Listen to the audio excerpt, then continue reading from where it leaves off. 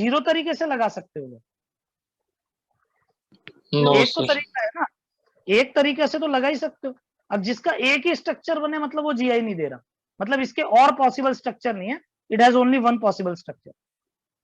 पर जिसके एक से ज्यादा पॉसिबल स्ट्रक्चर्स होते हैं मतलब those are compound are said to be geometrical isomers. क्या मेरी बात समझ आ गई? Yes sir. ठीक है, मुझे इस बात कई बार ना ऐसे बेवकूफ बना देता है यार कंपटीशन वाला भी, है ना, और जरूरी नहीं है ये, इसमें इवन ऑर्गेनिक में भी ऐसा पूछ लेता है, तो ध्यान रखना ना, GI means one structure, optical isomer मतलब जीरो। पहले ऑप्टिकल करते हैं फिर इस पे बात करेंगे। सर आपने जो सीसो ट्रांस के लिए जो नंबरिंग की कंडीशन कराई थी वो पता नहीं चला। ओके मैं बता देता हूँ। ओके जिग्नेश स्टार्ट करो बेटा। ठीक है, क्या मैं बोल रहा था कि हाँ मुझसे ये पूछा, जैसे यार क्या होता है ना, तुम हमेशा ये पढ़ते आ रहे हो ना, अगर दोनों आमने सामने है तो ट्रांस, और दोनों अगर सेम साइड है तो सिस, यही पढ़ते आ रहे हो ना। Yes sir. ऑर्गेनिक में सर। यही तो पढ़ते हैं अपन, सिस ट्रांस। तो इसके Yes, sir. अलावा ये अलग, इसमें ना डबल बॉन्ड के अलावा ज्योमेट्रिकल आइसोमर था, इसलिए तुम्हें सिस ट्रांस के नाम समझाने के लिए बताया था कि अगर मान लो कि ये ऑप्टिकल कंडीशन है, तो इस नंबर एक के आसपास इन चारों में से किसी भी पोजीशन पे कोई है ना, तो वो इसकी सिस पोजीशन होती है। जैसे मान लो मैंने ये बनाया ए ए ए ए और ये बी बी बनाया, तो इसका नाम मैंने सिस दिया ना। अगर मैं इसको ऐसे भी बनाऊं, ए ए बी बी और ए, ये भी सिस है बेटा, समझे? मैं ये चारों ये पोजीशन सिर्फ सिस A4 B2 के लिए एप्लीकेबल है। किसके लिए? ये सिर्फ A4 B2 के लिए एप्लीकेबल है। हाँ A4 B2 के लिए पॉसिबल है ना, क्योंकि इसी में तो दो बी है, जहां पे दो लगाने होंगे उसी की तो पोजीशन सिस ट्रांस बताइए। जहां पे जैसे तीन आ गए तो फिर उसका नाम तो बदल गया ना, जैसे मैंने बताया था तीन आ गए तो जैसे बी बी बी ए, तो इसका नाम क्या हो गया? फेशियल हो गया था, ये मेरिडोनल हो गया था, है ना, ये मेरिडोनल हो गया था।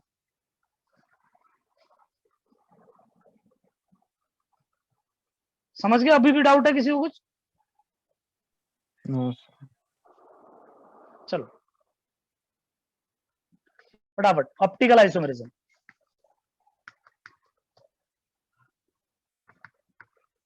कल मॉर्निंग में भी लेक्चर है बेटा सभी का, ठीक है? ऑप्टिकल आइसोमेरिज्म सेम टाइमिंग में व्हाट्सएप ग्रुप पे भेज दूंगा, देख लेना। ऑप्टिकल आइसोमेरिज्म, कोई एक बच्चा मुझे बताए व्हाट इज ऑप्टिकल आइसोमर्स?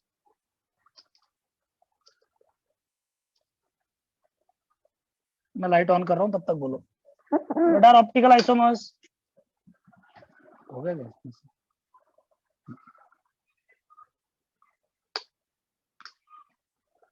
यार बड़े गवार वाली बातें कर रहे हो। Hello So chiral isomers. Chiral isomers, चलो बढ़िया। तो सबको पता है ऑप्टिकल आइसोमर्स क्या होते हैं? Sir which can rotate plane polarised light. अभी बेटा मैं ज्यादा बोलूंगा भी नहीं इस पर, बस इतना ही रखेंगे कि एक लाइट होती है ना, एक लाइट के कुछ कंपोनेंट्स होते हैं, जो भी है इलेक्ट्रिक मैग्नेटिक फील्ड, अगर इस लाइट को अगर हम एक सॉल्यूशन से पास करा दें, तो लाइट को सॉल्यूशन से पास कराने की तीन पॉसिबिलिटी होती है, लाइट स्ट्रेट चली जाए, या लाइट राइट में रोटेट हो जाए, लेफ्ट में या राइट में।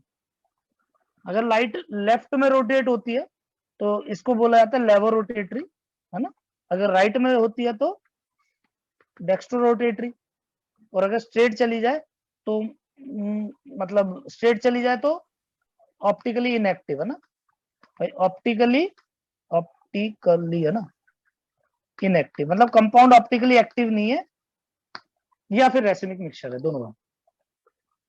तो आइसोमर्स क्या होते हैं? Optical isomers those compound which can turn the light into left और राइट डायरेक्शन।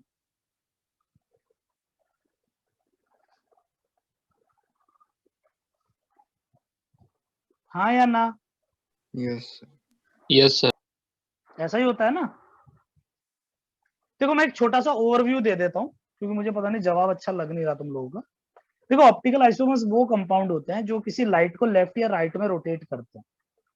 लाइट अगर लेफ्ट में रोटेट हो रही है या राइट में, लेफ्ट में या राइट में रोटेट हो रही है, तो ये ना एक्चुअली पहले एक फिशर नाम के फिशर कह रहा हूँ सॉरी, वो दूध को गर्म करके ठंडा करते हैं, उसे क्या कहते हैं, प्रेशर है, हाँ। लुइस पास्चर करके एक साइंटिस्ट था, उसने पहले इसको ऑब्जर्व किया था, ठीक है। फिर उसके बाद धीरे धीरे फिशर ने इसका आगे डेवलपमेंट की। उसने ये बताया कि भाई अगर लाइट लेफ्ट या राइट में रोटेट हो रही है तो कंपाउंड ऑप्टिकली एक्टिव होता है और वो एक दूसरे के आइसोमर्स होते हैं, ठीक है। अब क्या हुआ, हमने कहा यार ये कंपाउंड ऑप्टिकल आइसोमरिज्म क्यों शो कर रहा है, तो हमने देखा इसकी मिरर इमेज, यानी एक कंपाउंड अगर है, ठीक है, और जो उसकी मिरर इमेज है, अगर ये दोनों मिरर इमेज जो इसकी है और इसको अगर इसके ऊपर ओवरलैप करवा दे, इसको उठा के इसके ऊपर रख दे, तो अगर इसको ओवरलैप करवा रहे हैं और अगर ओवरलैप नहीं हो रहा, इसका मतलब ये दोनों के दोनों ऑप्टिकली एक्टिव है। मतलब ये लेफ्ट में रोटेट करेगा और ये राइट में कर देगा, या फिर ये लेफ्ट में करेगा ये राइट में, ये हम डिसाइड नहीं कर सकते, बट ऐसा होता है। बट अगर इसकी मिरर इमेज इसके ऊपर सुपर इम्पोज हो जाती है, तो ऐसे में हम कहते हैं ये दोनों आइडेंटिकल है, भाई एक ही चीज है, जबरदस्ती शक्ल दिखा रहे हैं एक दूसरे की, है ना, ये आइडेंटिकल है और ऑप्टिकली क्या है, इनएक्टिव है, हाँ या ना। लेकिन यस सर। लेकिन क्या होता है कि बार बार किसी कंपाउंड की मिरर इमेज ड्रॉ करके चेक करना इज प्रैक्टिकली वेरी डिफिकल्ट। ये बहुत मुश्किल होता है कि हम बार बार, यार हम पढ़ाई कर रहे हैं, पढ़ाई हमें आसान बनानी है ना कि मुश्किल। कल को मैं तुम्हें कोई स्ट्रक्चर, कोलेस्ट्रॉल का स्ट्रक्चर दे दूं, इतना भयंकर स्ट्रक्चर होता है ना, चलो मैं ऑर्गेनिक कंपाउंड नहीं बनाने दी, बट कुछ कोलेस्ट्रॉल का बड़ा लंबा चौड़ा स्ट्रक्चर होता है। अब इतने बड़े स्ट्रक्चर का मैं मिरर इमेज तो नहीं बना सकता यार, मैं मिथेन विथेन छोटे मोटे के मिरर इमेज बना दूंगा। अगर मान लो कोई बड़ा सा स्ट्रक्चर आ गया, मैं कैसे उसकी मिरर इमेज बनाऊंगा। तो उस चीज को आसान करने के लिए हमने दो कंडीशंस बनाई कि अगर ये कंडीशन है ना, हमने एक कंडीशन बनाई कि अगर ये कंडीशन हो रही है, इसका मतलब मिरर इमेज सुपर इंपोजेबल नहीं होगी। क्या क्या कंडीशन थी, पहली presence of chiral centre, presence of chiral centre.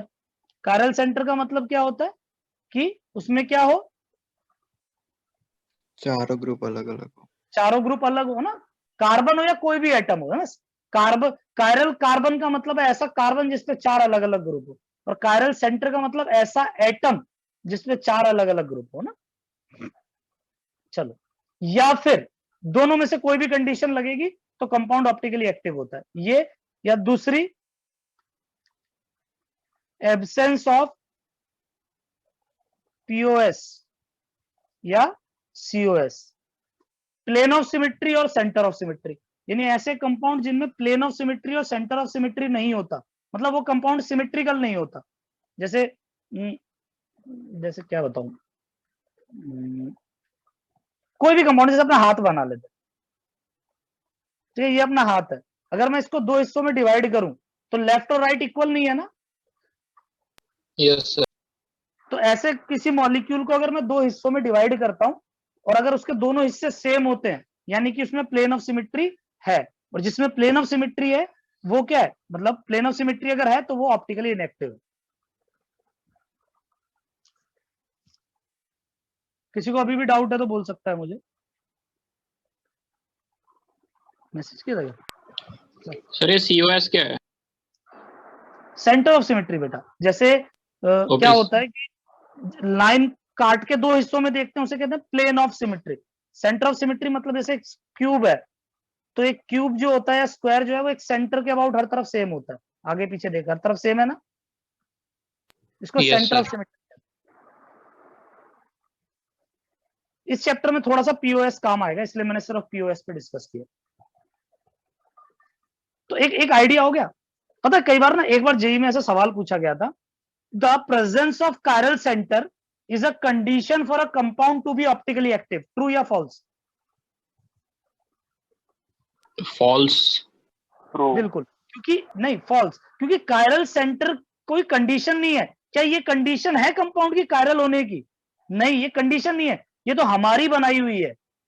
Exact condition क्या है, यहाँ पे कंडीशन वर्ड ही हटा देता हूं, ठीक है, ये हमने इजी बनाया हुआ है, ठीक है, ये हम लोगों ने बनाया ताकि हमारी स्टडी इजी हो।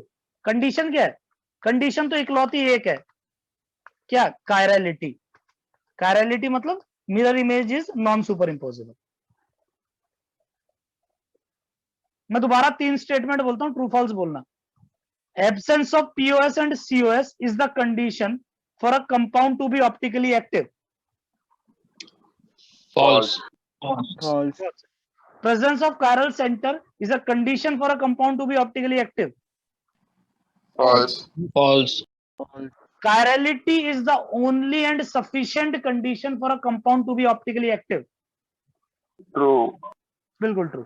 समझ लो, True. इस लास्ट टाइम रिपीट कर रहा हूं, कोई भी कंपाउंड ऑप्टिकली एक्टिव है या नहीं उसको पता करने का इकलौता एकमात्र सिर्फ एक ही तरीका है, कायरलिटी। बट कायरलिटी बड़ा मुश्किल होता है, हर चीज की मिरर इमेज नहीं बनाई जा सकती, तो उसको आसान करने के लिए हमने 2 तरीके बनाए। क्या कि अगर कायरल सेंटर होगा तो भी कंपाउंड ऑप्टिकली एक्टिव है, या पीओएस सीओएस नहीं होगा तब भी कंपाउंड ऑप्टिकली एक्टिव है। लिख लो।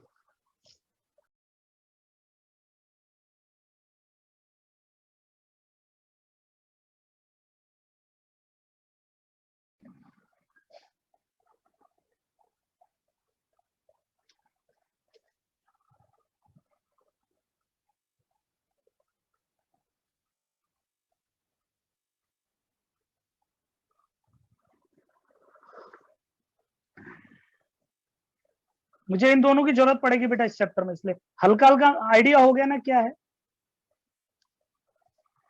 yes sir,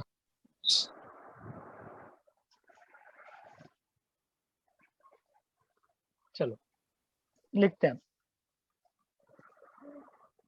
सबसे पहले coordination number 4, coordination number 4, coordination number 4 में कौन कौन सी ज्योमेट्री पॉसिबल है?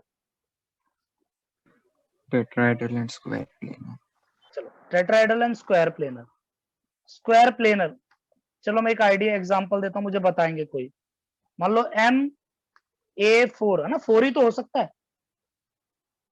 कितने ऑप्टिकल आइसोमर हो सकते हैं इसके? या एक काम करते हैं, ऐसे लेते हैं MABCD, कितने ऑप्टिकल आइसोमर हो सकते हैं इसके?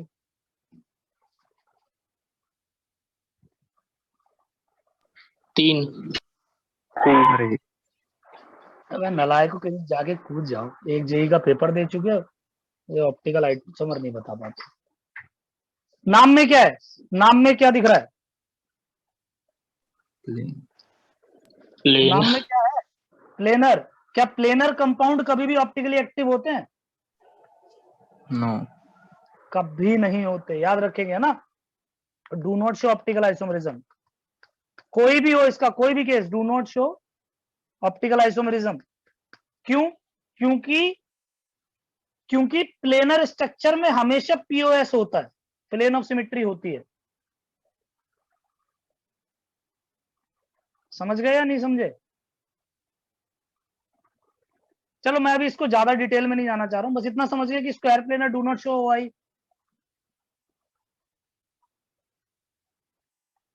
yes sir, चलो अगला लिखेंगे,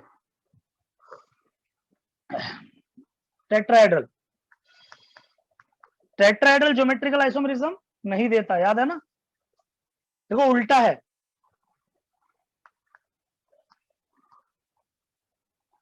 बेटा उल्टा है। कैसे?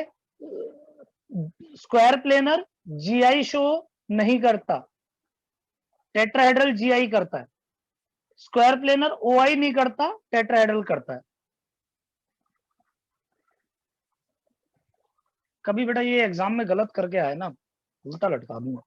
देखो MA4 या MA3B या MA2B2, ठीक है, इनमें से कोई भी, मतलब इसका तो कोई भी do not show OI, optical isomerism show नहीं करता। एक केस याद रख लेंगे, एक क्यों 2 ही याद रख लेंगे। एक MABCD, यानी चारों अलग अलग हूं, यानी क्या मतलब हुआ इस बात का कि जो M है इस पे 4 ग्रुप लगे हो अलग अलग, A B C और D। चलो इसको कायरलिटी से चेक करते हैं, मैं देखता हूं कितने बच्चे बता पाते हैं। इसकी मैंने मिरर इमेज बनाई, तो इसकी मिरर इमेज क्या बनेगी? ये M, ये B, ये D, ये C और ये A। यही बनी या नहीं बनी? छोटी Yes, बड़ी sir. बनी है लेकिन यही बनी ना। क्या ये इस पे सुपर इम्पॉसिबल है या नहीं? No. No, sir. No sir, है? नो। ऐसे इसको उठा के रखूंगा तो D के जगह क्या आ रहा है? B आ रहा है, और B के साथ D आ रहा है। चलो ये ऐसे रखा हुआ है ना, ऐसे रखा है मान लो, मैं ऐसे पलट के रख देता हूं, इसको ऐसे पलट के रख रहा हूं, तब सुपर इम्पॉसिबल है या नहीं है? सर। हाँ, है सर, है। हैं? है सर। है। तो सुपर इम्पॉसिबल है तो ऑप्टिकल आइसोमेरिज्म शो करेगा या नहीं करेगा?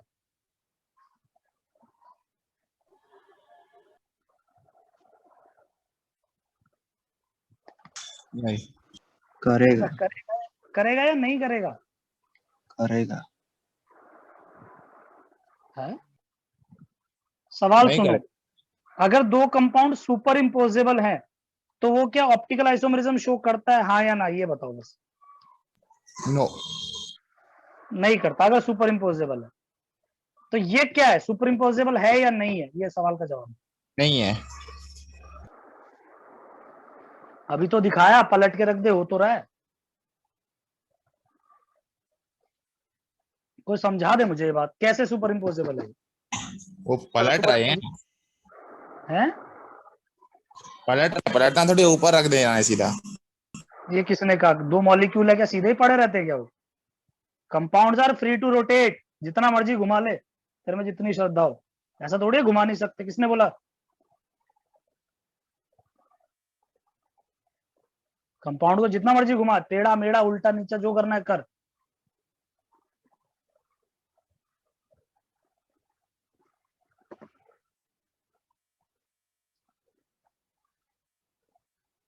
तुम पूरा टाइम ऐसे ही लगवा दोगे। चलो मैं बताता हूँ, देखो बेटा, ये ऑप्टिकल आइसोमेरिज्म शो करेगा और these two compounds are non super imposable.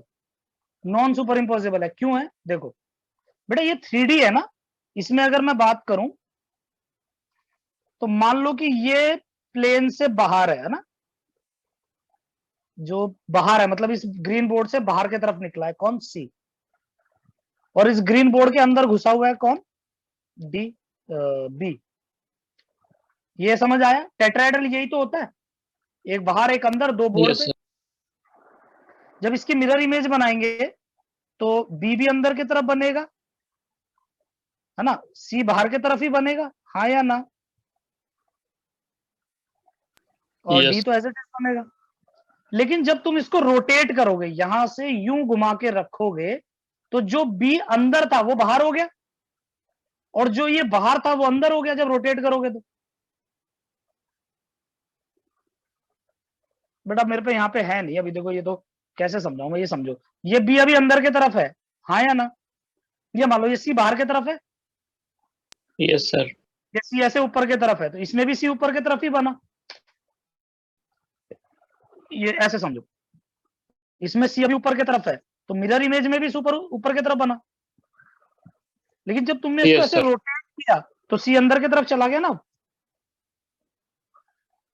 Yes, sir.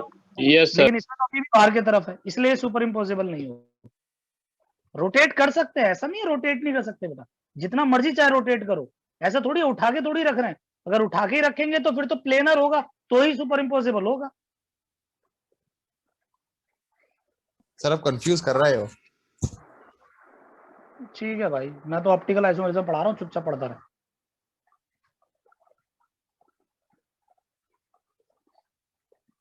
ठीक है बेटा, फिर तो एक काम करो, केसेस रट लो तुम। केसेस याद करवा दूं क्या डायरेक्ट? No, sir. अरे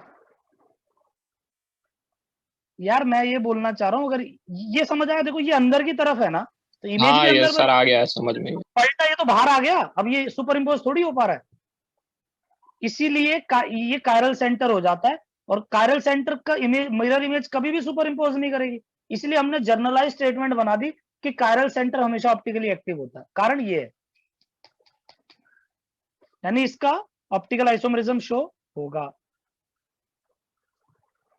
लिख लो फटाफट।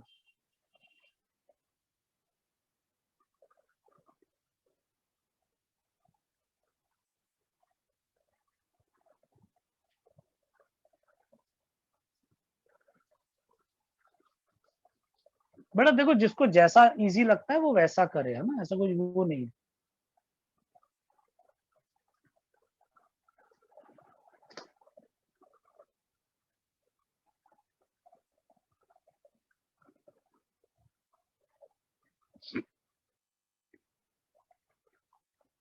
मिटा रहा हूं ऊपर वाला, ऐसे ही।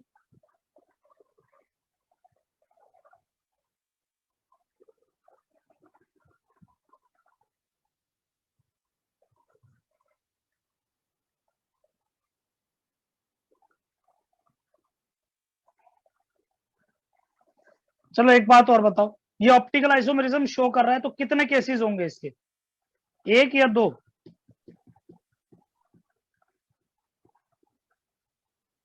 दो।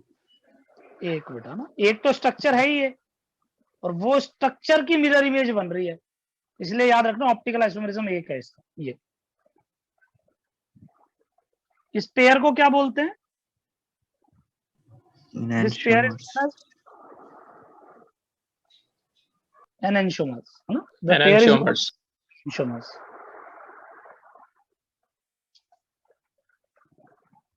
जब दो कंपाउंड एक दूसरे की मिरर इमेज हो जाएं और नॉन सुपर इम्पोजेबल हो, उन्हें बोलते हैं एनेंशियोमर। और दो कंपाउंड ऐसे जो कि मॉलिक्यूलर फॉर्मूला सेम, सब कुछ सेम, लेकिन मिरर इमेज ही ना हो एक दूसरे की, तो उन्हें बोला जाता है डायस्टेरियोमर्स। उन्हें डायस्टेरियोमर्स बोला जाता है।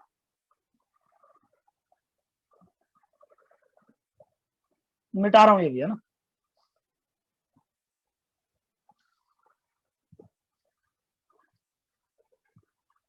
एक ऐसे लिख लो, एम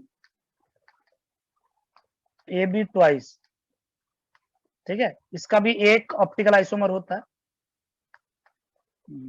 10 मिनट है अभी, है ना, बस इतना एक लिख लो। कोऑर्डिनेशन नंबर 6, कोऑर्डिनेशन नंबर 6 में कौन है? ऑक्टाहेड्रल। यस। ऑक्टाहेड्रल में ध्यान देंगे, बड़ा बड़ा वही लिख रहा हूँ, ना, केसेस अगले उससे स्टार्ट करूंगा।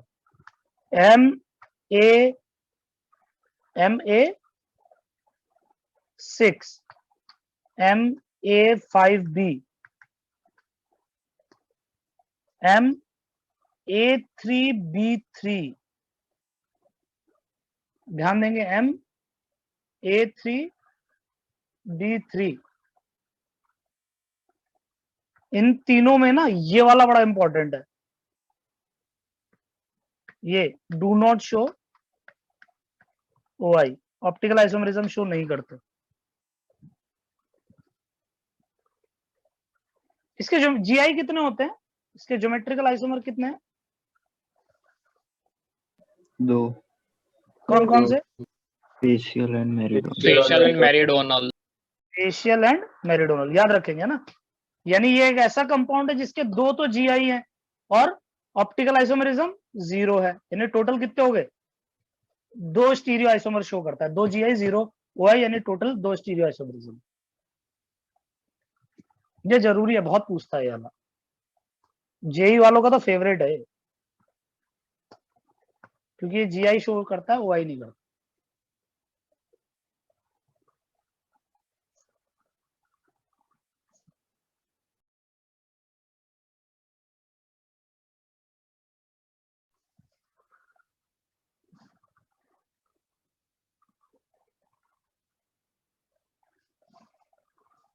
मिटा रहा हूं।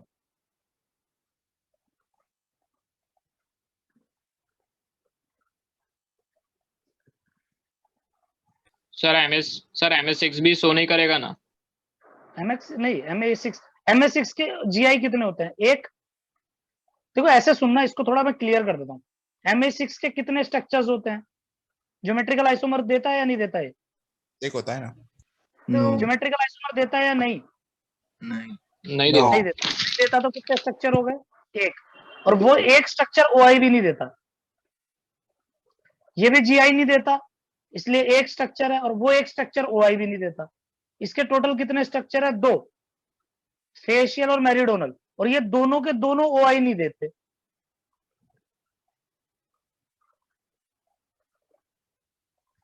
अबे जीवित हो ना? Yes yes sir. Yes sir.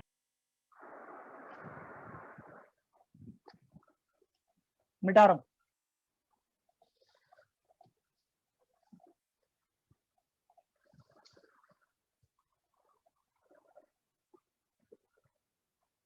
चलो केसेस लिखना स्टार्ट करेंगे। पहला केस, इसको स्टार्ट करने से पहले एक बार रफ में समझ लेंगे। मान लो ये है एक कंपाउंड है ना, ऐसे बना देता हूं। ये कंपाउंड है, ये कंपाउंड है। जस्ट एक आइडिया लेना ना। मान लो ये ए है इधर, ये इधर ए है। इसका नाम क्या, सिस है या ट्रांस है? Cis. ये सिस है, ट्रांस है? ट्रांस। ठीक है, तो अब क्या इसमें POS है, प्लेन ऑफ सिमेट्री है? अगर ये लाइन बनाऊं तो क्या ये लाइन इसको दो इक्वल हिस्सों में काट रही है या नहीं काट रही? Yes sir. जैसा इधर है वैसा इधर है, तो इसमें POS है ना। यानी मैं एक जनरलाइज स्टेटमेंट कह सकता हूं, सिस में POS होता है। यस। और ट्रांस में भाई जैसा ये है वैसा तो नहीं है ना? No yes. चलो, यस सर। लेकिन अब इसमें उल्टा होगा। देखो कैसे। केस फर्स्ट देखो, MA4B2, इसके कितने कितने GI होते हैं? दो दो। इसके दो GI हैं। ये है ऐसे मान लो B ये सिस है, B ये ट्रांस है।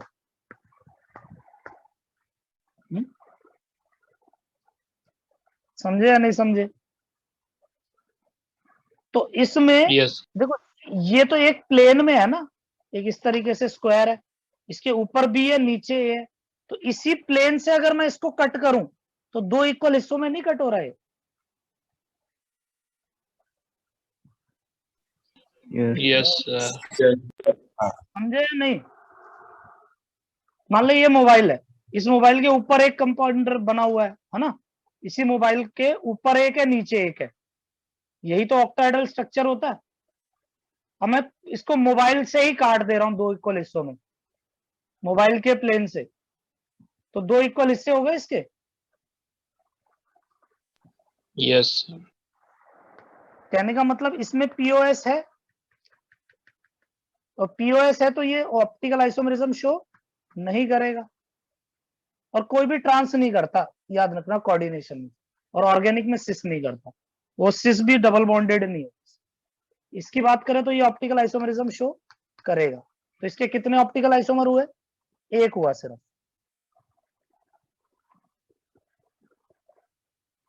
और कौन से वाला हुआ? सिस आइसोमर हुआ। ट्रांस तो करेगा नहीं, क्यों? क्योंकि POS होता है उसमें।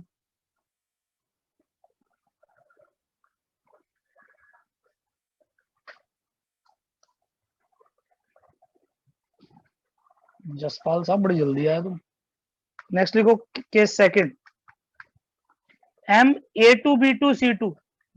पता फटाफट इसके कितने आइसो GI, मतलब ज्योमेट्रिकल आइसोमर कितने होते हैं इसके, GI कितने? 5। बहुत अच्छे। कितने हैं? 5।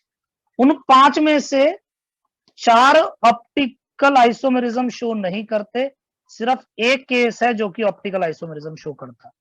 ठीक है, अगर ज्यादा जानने की इच्छा हो तो ट्राई करो, फिर मुझसे पूछना सर कौन सा वाला। मैंने इसके पांचों स्ट्रक्चर लास्ट लेक्चर में बताए थे। पांचों स्ट्रक्चर में देखो किसमें POS है, जिन जिन में पीओएस होगी वो शो नहीं करेगा, सिर्फ एक में पीओएस नहीं है तो वो ऑप्टिकल आइसोमरिज्म शो करेगा।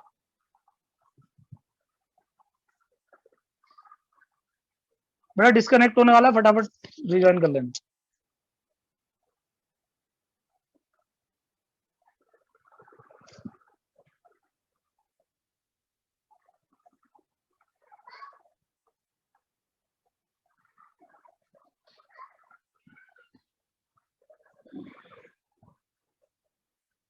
Next case third, M A B C D E F, कितने जीआई हैं इसके, बता फटाफट। 15. 15 जीआई है। 15 के 15 जो जीआई है ना इसके, वो सारे के सारे ऑप्टिकल आइसोमरिज्म शो करेंगे, यानी कि इसके टोटल 15 ऑप्टिकल आइसोमर्स होंगे। लग गया तो ये बात भी बताते रहो, इसके जीआई कितने हैं 5 और ओआई कितना है 1, तो टोटल 6 स्टीरियो आइसोमर हो गए। इसके जीआई कितने हैं 15, ओआई कितने हैं 15, तो स्टीरियो आइसोमर्स टोटल कितने हो गए 30।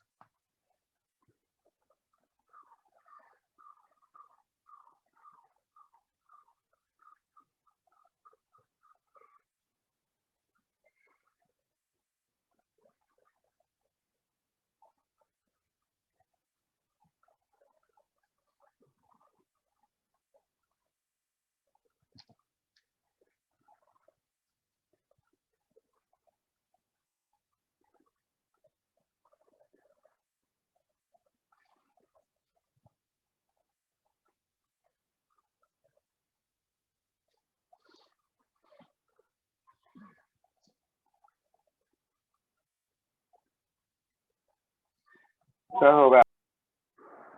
चलो एक काम करो, रिजॉइन कर लो फटाफट, है ना, अगला टॉपिक लिखने चलो, फटाफट रिजॉइन करो सर।